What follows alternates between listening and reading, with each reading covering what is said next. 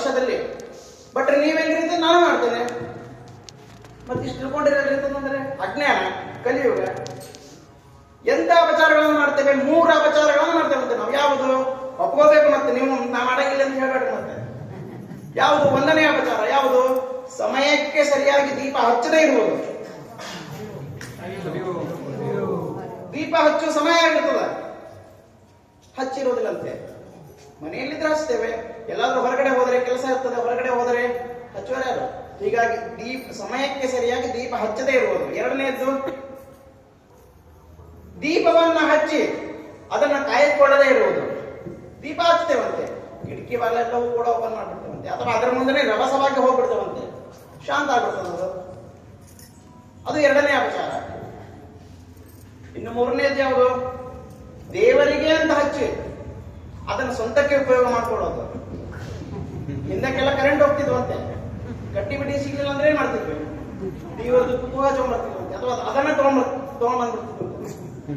ಹೀಗಾಗಿ ವರ್ಷ ಪೂರ್ತಿಯಲ್ಲಿ ಮಾಡಿದ ಅಪಚಾರಗಳನ್ನ ದೋಷ ಕಳೀಲಿಕ್ಕೆ ಏನ್ ಮಾಡಬೇಕು? ಕಾರ್ತಿಕ ಮಾಸದಲ್ಲಿ ದೇವರ ಮುಂದೆ 1 ದೀಪ ಹಚ್ಚಿಬಿಟ್ರೆ ಸಾಕತ್ತೆ, ವರ್ಷ ಪೂರ್ತಿಯಲ್ಲಿ ಮಾಡಿದ ದೋಷ ಎಲ್ಲವೂ ಕೂಡ ನಿವಾರಣೆ ಆಗ್ತದಂತ. ಹೀಗಾಗಿ ಅದಕ್ಕೆ ದಾಸ ಹೇಳ್ತಾರಂತೆ, ಮೊನ್ನೆ ಹೇಳಿದ್ರು, ಎಲ್ಲರೂ ಪಕ್ಷ ಮಾಸ ಮುಗಿಯಿತು, ಎಲ್ಲರೂ ಕೂಡ ತಮ್ಮ ತಮ್ಮ ಪಿತೃಗಳಿಗೆ ಸ್ಮರಣೆ ಮಾಡಿ ಅವರಿಗೆ ಒಂದು ತೃಪ್ತಿಪಡಿಸಿ ಬಂದಿದ್ದೀರಿ. ಹೌದಿಲ್ಲ? ದಾಸರು ಹೇಳ್ತಾರಂತೆ, ಪಕ್ಷವಾದ ಮೇಲೆ ಪಿಂಡ ಪ್ರದಾನ ಮಾಡಿರ್ತೀರಿ, ಪಕ್ಷವಾದ ಮೇಲೆ ಪಿಂಡ ಕಾಗೆಯ ಪಾಲು ಅಂತೆ. ಪಿಂಡ ಇಟ್ಟಿರ್ತೀರಲ್ಲ, ಅದು ಕಾಗೆಯ ಪಾಲು. ಕೆಳಗಡೆ ಹಾಕಿರ್ತಾರೆ ನೋಡಿ, ದರ್ಬೆ ನೀರಿನ ಪಾಲು, ಎಳ್ಳು ಮೀನಿನ ಪಾಲು, ಹೊಚ್ಚಿದಂತ ವಸ್ತ್ರ ಬ್ರಾಹ್ಮಣರ ಪಾಲು, ಪಾಪ ಪುಣ್ಯಗಳೆಲ್ಲ 2 ನಿನ್ನ ಪಾಲು. ಇದನ್ನೆಲ್ಲ ನೋಡಿ ತೆಪ್ಪಗೆ ನಗುತ್ತಿಪ್ಪ ನಮ್ಮ ಪುರಂದರ ಬಿಟ್ಟಲ್ಲ ಅಂತ ಹೇಳಂತೆ. ಹೀಗಾಗಿ ಅದಕ್ಕೆ ಭಗವಂತನಲ್ಲಿ ಇಷ್ಟು ಸೇವೆ ಮಾಡಿರ್ತೀರಿ. ಯಾಕೆ ಅಂತಂದ್ರೆ ಒಂದು ಪ್ರಶ್ನೆ ಆಗಬೇಕು, ಇದಕ್ಕೆ ಬೆಳಗ್ಗೆ ಎದ್ದ ತಕ್ಷಣ ಎಲ್ಲಾ ಸುಮಂಗಲಿಯರು, ಎಲ್ಲರೂ ಹೆಣ್ಣು ಮಕ್ಕಳು ಭಗವಂತನ ದರ್ಶನಕ್ಕೆ ಬರ್ತಾರಂತೆ. ನಾನು ಬರ್ತೇನೆ. ಎದಕ್ಕೆ ಬರ್ತಾರೆ? ಬರೋದ್ರಿಂದ ನಿಮಗೆ ಎಷ್ಟು ಪುಣ್ಯ ಬರ್ತದೋ ಇಲ್ಲ ಗೊತ್ತಿಲ್ಲ, ಆದ್ರೆ ನನಗೆ ಪುಣ್ಯ ಬರ್ತದಂತೆ. ದೇವಸ್ಥಾನಕ್ಕೆ ಬರೋರು ನೀವಾದ್ರೆ ಪುಣ್ಯ ಬರೋದರಿಗೆ ನನಗೆ. ಯಾಕೆ? ಶಾಸ್ತ್ರ ಇದೆ ಅಂತೆ. ಏನಂತ ಶಾಸ್ತ್ರ ಇದೆ? ಬೆಳಗ್ಗೆ ಎದ್ದ ತಕ್ಷಣ ನಮ್ಮ ದಿನವನ್ನ ಹೇಗೆ ಪ್ರಾರಂಭ ಮಾಡಬೇಕು ಅಂತಂದ್ರೆ, ಬೆಳಗ್ಗೆ ಎದ್ದ ತಕ್ಷಣ ಸುಮಂಗಲಿಯರ ದರ್ಶನ ಮಾಡಬೇಕಂತೆ, ಮುತ್ತೈದೆಯ ದರ್ಶನ ಮಾಡಬೇಕು. ಮುತ್ತೈದ ದರ್ಶನ ಅಂತಂದ್ರೆ ಹೇಗೆ ಹೇಳ್ತಾರಂತೆ, ಗಂಡ್ಮಕ್ಳು ಹೇಳ್ತಾರಂತೆ, ಹಂಗಂದ್ರೆ ಮುತ್ತೈದ ದರ್ಶನ ಮಾಡಂತ ಹೇಳ್ತೀರಲ್ಲ, ಬೆಳಗ್ಗೆ ಎದ್ದ ತಕ್ಷಣ ಪಕ್ಕದಲ್ಲಿ ನನ್ನ ಹೆಂಡತಿ ಇರ್ತಾಳೆ, ಆಕೆ ಮುಖ ನೋಡ್ಬಿಡ್ತೇನೆ. ಆದ್ರೆ ಈಕೆ ಏನ್ ಮಾಡಿರ್ತಾಳೆ? ಎದ್ದಿರ್ತಾಳಂತೆ, ಹೆಡ್ಫೋನ್ ಹಾಕೊಂಡು ವಾಟ್ಸ್ಆಪ್ ನೋಡ್ಕೊಂಡು ಕೂತ್ಕೊಂಡಿರ್ತಾಳೆ. ಹೌದು, ಕಲಿ ಕುದ್ದ ಬಿಟ್ಕೊಂಡಿರ್ತಾಳಂತೆ, ವಾಟ್ಸ್ಆಪ್ ನೋಡ್ಕೊಂಡು ಕೂತ್ಕೊಂಡಿರ್ತಾಳಂತೆ. ಶಾಸ್ತ್ರದಲ್ಲಿ ಬರೆದಿದ್ದಾರಂತೆ, ಅಂತ ಬರೆದಿದ್ದಾರೆ, ಬೆಳಗ್ಗೆ ಎದ್ದ ತಕ್ಷಣ ಸೀತೆಯ ದರ್ಶನವಾಗ್ಬೇಕಂತೆ, ಹಿಡಂಬಿ ದರ್ಶನ ಆಗ್ಬಾರ್ದು. ಏನು? ಸೀತೆಯ ದರ್ಶನವಾಗಬೇಕು, ಹಿಡಂಬಿ ದರ್ಶನವಾಗಬಾರ್ದು. ಅಂದ್ರೆ ಅಂತಹ ಸುಮಂಗಲಿಯರು ಅಂದ್ರೆ 5 ಮುತ್ತುಗಳನ್ನು ಧರಿಸಿರ್ಬೇಕು ಅವರು. ಸ್ನಾನವನ್ನ ಮಾಡಿ ಶುಭ್ರವಾಗಿರುವಂತ ಬಟ್ಟೆ ಧರಿಸಿ, ಕುಂಕುಮವನ್ನ ಇಟ್ಟು, ಬಳೆಯನ್ನ ತೊಟ್ಟು, ತಲೆಯ ಮೇಲೆ ಹೂವನ್ನು ಹಾಕಿಕೊಂಡು ತನ್ನ 5 ಮುತ್ತುಗಳನ್ನು ಧರಿಸಿರ್ಬೇಕಂತೆ. ಅಂತವಳ ಮುತ್ತ ಇದಾಗಿರ್ತಾವಂತೆ. ಅಂದರೆ ಅಂತವಳ ದರ್ಶನ ಮಾಡ್ಬೇಕು. ನಮ್ಮ ಹಣೆ ಬಗ್ಗೆ ಸಿಗುವುದಿಲ್ಲ. ಹೀಗಾಗಿ ಎರಡನೇ ಹಂತವಾಗಿ ಏನು? ಬ್ರಾಹ್ಮಣರ ದರ್ಶನವಾಗಬೇಕು. ಎಂತ ಬ್ರಾಹ್ಮಣರು ಇರಬೇಕು? ಮಂತ್ರವನ್ನು ಹೇಳ್ತಾ ಇರಬೇಕು. ಅವರು ಬೆಳಗ್ಗೆ ಎದ್ದ ತಕ್ಷಣ ಅವರ ಮುಖ ನೋಡಬೇಕು, ಮಂತ್ರವನ್ನು ಹೇಳ್ತಾ ಇರಬೇಕು. ಸಿಗ್ತಾರ?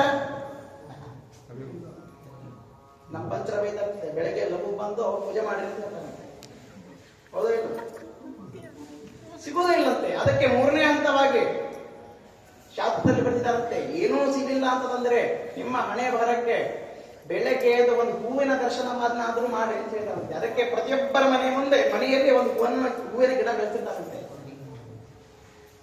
ಸ್ವಲ್ಪ ತಿಳ್ಕೋಬೇಕು, ಯಾಕೆ ಪ್ರತಿಯೊಬ್ಬರ ಮನೆಯಲ್ಲಿ ಒಂದು ಹೂವಿನ ಗಿಡ ಎಲ್ಲಿ ಬೆಳೆಸಿರ್ತಾರೆ ಅಂತಂದ್ರೆ ಬೆಳಗ್ಗೆ ಎದ್ದು ಅದರ ದರ್ಶನ ಮಾಡಬೇಕಂತೆ. ಎಲ್ಲವೂ ಪದ್ಧತಿಗಳು ಗೊತ್ತಿದ್ದಾವೆ, ಮಾಡ್ತೇವೆ, ಆದ್ರೆ ಎದಕ್ಕೆ ಮಾಡ್ತೇವೆ ಅನ್ನೋದು ಗೊತ್ತಿಲ್ಲ. ಹೀಗಾಗಿ ಇವೆಲ್ಲವೂ ಕೂಡ ಎದಕ್ಕೆ? ಸೇವೆ ಆದ ತಕ್ಷಣ 9 ದಿವಸ 10 ದಿವಸ ನಿರಂತರವಾಗಿ ಸೇವೆ ಮಾಡ್ತೇವೆ. ಭಗವಂತನಲ್ಲಿ ಏನ್ ಕೇಳಬೇಕು? ನಾವು ಏನ್ ಕೇಳಬೇಕು ಅಂತಂದ್ರೆ, ಭಗವಂತನಲ್ಲಿ 3 ನೀ ಅನ್ನುವುದಕ್ಕೆ ಕಡಿಮೆ ಮಾಡಬೇಡ ಭಗವಂತ ಅಂತ ಹೇಳಬೇಕಂತೆ. ಮೂರುನಿ ಅನ್ನೋದಕ್ಕೆ ಯಾವತ್ತೂ ಕಡಿಮೆ ಮಾಡಬೇಡ ಅಂತ ಕೇಳಬೇಕಂತೆ. ಯಾವುದದು ಮೂರುನಿ? ಕೊಟ್ಟರೆ ಮೂರುನಿ ಕೊಟ್ಟು ಬಿಡು ಅಂತ ಕೇಳಕಂತೆ. ಯಾವುದದು ಮೂರುನಿ?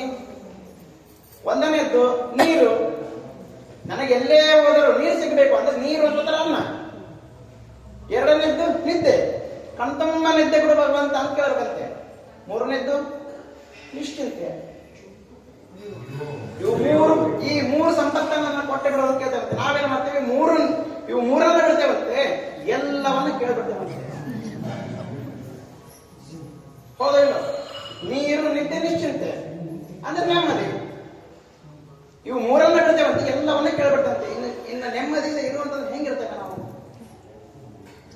ಹೀಗಾಗಿ ಅದಕ್ಕೆ ಈಗಲಾದರೂ ನಿಶ್ಚಿಂತೆಯಿಂದ ನೆಮ್ಮದಿಯಿಂದ ಇರುವವರು ಕಲಿಯುಗದಲ್ಲಿ ಭೂಮಿಯಲ್ಲಿ 3 ಜನ ಅಂತೆ. ಮತ್ 4ನೇದವ್ರು ಹುಡುಕಿದ್ರು ಸಿಗುವುದಿಲ್ಲ. ಯಾರವರು? ಒಂದನೇ ಇದ್ದವರು ಯಾರು? ಈಗ ತಾನೇ ಹುಟ್ಟಿದ ಮಕ್ಕಳಂತೆ. ಅವರು ನಿಶ್ಚಿಂತೆಯಿಂದ ನೆಮ್ಮದಿಯಿಂದ ಇರ್ತಾರಂತವ್ರು. ಪ್ರಪಂಚದ ಅರಿವೇ ಇರುವುದಿಲ್ಲ. ಇನ್ನು 2ನೇದವರು ಯಾರು? ಹುಚ್ಚಾಸ್ಪತ್ರೆಯಲ್ಲಿ ಹುಚ್ಚಿರ್ತಾರೆ ಗೊತ್ತಾ? ಅವರು ಕೂಡ ನೆಮ್ಮದಿಯಿಂದ ಇರ್ತಾರಂತೆ. ಇನ್ನು 3ನೇದವರು ಯಾರು?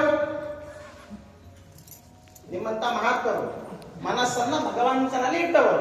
ಬೆಳಗ್ಗೆ ಎದ್ದ ತಕ್ಷಣ ದೇವರ ದರ್ಶನ ಮಾಡಬೇಕು, ದೇವರ ನಾಮಸ್ಮರಣೆ ಮಾಡಬೇಕು, ದೇವರ ಪೂಜೆ ಮಾಡಬೇಕು ಅಂತೇಳಿ ನಿಮ್ಮಂತ ಮಹಾತ್ಮರಿರ್ತಿಲ್ಲ, ನೀವು ನಿಮ್ಮಂತವ್ರು ನೆಮ್ಮದಿಯಿಂದ ಇರ್ತಾರಂತೆ.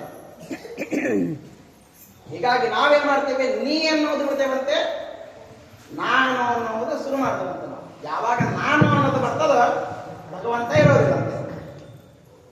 ಹೀಗಾಗಿ ನವರಾತ್ರಿ ಅಂದು ನಿರಂತರವಾಗಿ ಸೇವೆಯನ್ನು ಮಾಡುವಂತಹ ನಿಮ್ಮ ಭಕ್ತರಿಗೆ ಮತ್ತು ನಮ್ಮ ತಾಯಿಯವರಿಗೆ ನನ್ನ ಒಂದೆರಡು ಮಾತು ಮಾತಾಡಲಿಕ್ಕೆ ಅವಕಾಶ ಮಾಡಿಕೊಟ್ಟಂತಹ ತಮ್ಮೆಲ್ಲರಿಗೂ ಒಂದು ಹೃದಯಪೂರ್ವಕ ಧನ್ಯವಾದ ನೀಡುತ್ತೇನೆ.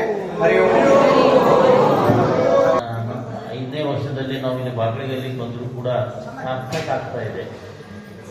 ಬಾಕಳಿಗೆಯಲ್ಲಿ ಇರತಕ್ಕಂಥ ಗಣೇಶನ ಸೇವೆಯನ್ನು ಮಾಡ್ತಕ್ಕಂಥ ಚಿಕ್ಕ ವಯಸ್ಸಾದರೂ ಅತ್ಯಂತ ಜ್ಞಾನವನ್ನು ಹೊಂದಿರತಕ್ಕಂಥ ಇಂಥವ್ರು ಸಿಗುವುದು ತುಂಬ ಕಷ್ಟ, ಸಿಗುವುದಿಲ್ಲ.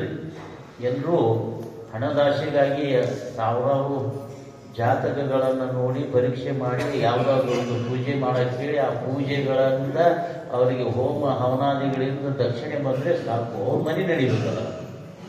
ಹೀಗೆ ನಾವು ಭಟ್ರಿಗೆ ಅರ್ಥ ಮಾಡ್ಕೊಂಡಿವಿ. ಆದರೆ ಇಂಥ ಭಟ್ರು ಸಿಗೋದು ತುಂಬ ಕಷ್ಟ. ಇಂಥ ಭಟ್ರು ಗಣಪತಿ ಗುಡಿಯಲ್ಲಿ ಇದ್ದಾರೆ ಅಂದರೆ ಇನ್ನು ಈ ಬಾಕಳಿಗಲ್ಲಿ ಮತ್ತು ದೇವಸ್ಥಾನ ಉತ್ತರೋತ್ತರ ಅಭಿವೃದ್ಧಿ ಆಗ್ತದ. ಇನ್ನು ಕುಂಕುಮಾರ್ಚನೆ